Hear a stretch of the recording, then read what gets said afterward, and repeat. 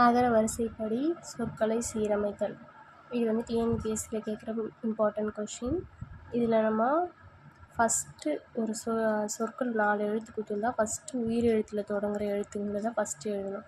ரெண்டாவது மெய் எழுத்து, அதில் தொடங்குகிற எழுத்தில், அதாவது ஃபஸ்ட்டு உயிர் எழுத்துக்கு அடுத்து மெய் எழுத்து இருக்கணும், அதுக்கப்புறம் உயிர் மெய் எழுத்துக்கள் இருக்கணும். இல்லைனா உயிர் மெய் எழுத்துக்கள்லேயே வரிசைப்படுத்தணும். கா கா கி அந்த இதில் வந்து வரிசைப்படுத்தணும். முதல்ல உயிர் எழுத்து, ஃபஸ்ட்டு உயிர் எழுத்தில் எதனா ஒன்று தொடங்குச்சுன்னா முதல்ல உயிர் எழுத்தில் அதை தான் ஃபஸ்ட்டு எடுத்து எழுதணும். அடுத்தது ஒரு எக்ஸாம்பிள் பார்க்கலாம். திரை, தளிர், துறைமுகம், தாமரை, தீமை. இதில் தா தா தி தி து அந்த வரிசையில் வந்து வரிசைப்படுத்தியிருக்கேன். அடுத்தது ஆலை, இலை, அப்பா, ஈக்கள். ஆ ஆலை, இலை, ஈக்கள்னு கரெக்டான ஆர்டரில்